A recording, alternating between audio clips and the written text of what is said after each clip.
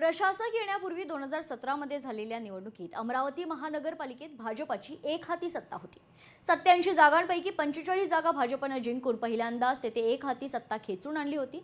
त्यामुळे पुन्हा भाजप आपला गड कायम राखणार का हे त्यांच्या पुढे आव्हान असणार आहे। तर दुसरीकडे अमरावतीमध्ये महायुतीमध्ये अजित पवार यांच्या राष्ट्रवादी स्वबळावर निवडणूक लढण्याचा निर्णय खरंतर राष्ट्रवादीच्या वतीने घेण्यात आलाय, तर काँग्रेसने देखील स्वबळावर निवडणूक लढवण्याचं ठरवलंय। महायुतीमध्ये भाजपा, शिंदे गट, युवा स्वाभिमान संघटना यांची युती झाली आहे। पाहुयात याच संदर्भातील एक खास रिपोर्ट।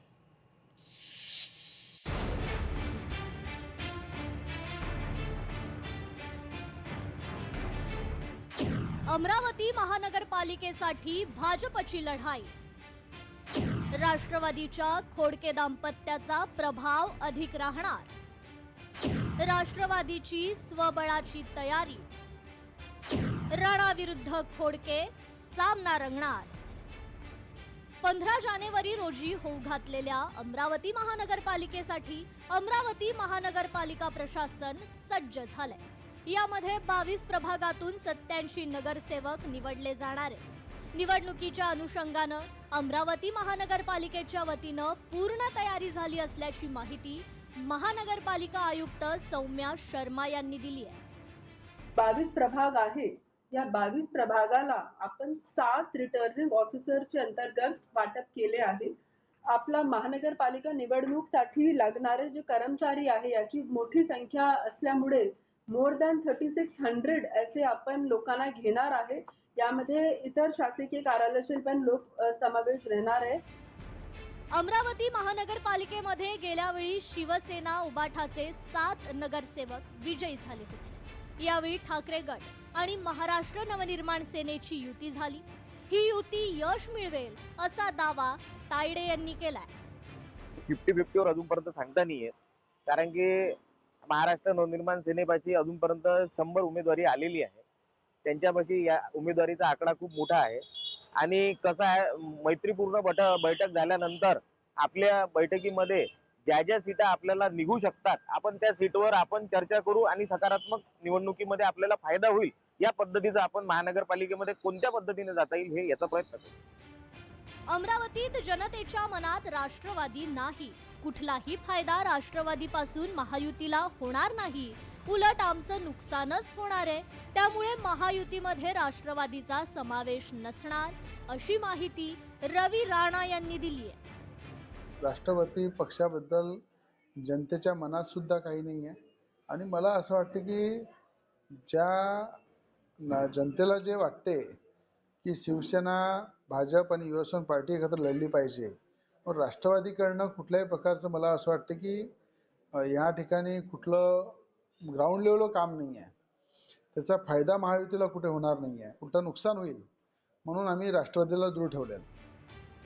अमरावती महानगरपालिकेच्या सर्व 87 जागा पूर्ण ताकदीनिशी राष्ट्रवादी स्वबळावर लढवणार आहे। त्यामुळे इथे युती नसणार आणि राष्ट्रवादीचाच महापौर अमरावती महानगरपालिकेवर बसणार असा विश्वास राष्ट्रवादीचे नेते आमदार संजय खोडके यांनी व्यक्त केला। राष्ट्रवादीच्या सर्व उमेदवारांची अंतिम यादी तयार असल्याचा दावा खोडकेंनी केला। पूर्वीपासून आम्ही ठरवलेलं होतं की आम्ही स्वतंत्रच लढू। 87 नगरसेवक जे आहे 22 प्रभागामध्ये, तिथंच मला सध्या प्रॉब्लेम आहे की मी कोणाला कमी करू आणि कोणाला, कारण की माझ्यासोबत जे आहे ते पक्षाचे आणि माझे रक्ताचे उमेदवार आहे, त्याच्यात कोणाला कमी करणं हेच मला आज प्रश्न निर्माण झालेला आहे। त्यामुळे मी युती करूच शकत नव्हतो। 100% राष्ट्रवादीचा महापौर असणार, इथं कुठेही दुमत असायचं कारण नाही। आगामी काळात अमरावती महानगरपालिकेवर काँग्रेसची सत्ता असल्याचा दावा खासदार बळवंत वानखडे यांनीही केलाय। शहरातील कचरा आणि राजकमल रेल्वे उड्डाणपुलाचा मुद्दा अशा अनेक शहरी मुद्द्यांवर काँग्रेस नागरिकांच्या हितासाठी लढते। त्याचा फायदा काँग्रेस पक्षाला होईल असं वानखडे यांनी सांगितलं।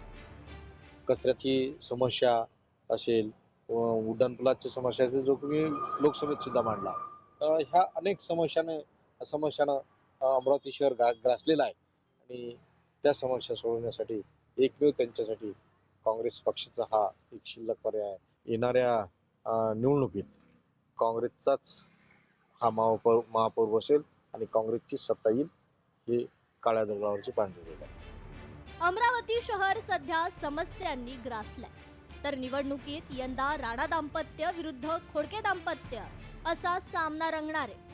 कारण दोन्ही दाम्पत्यांचे अमरावतीत मोठं राजकीय वजन आहे.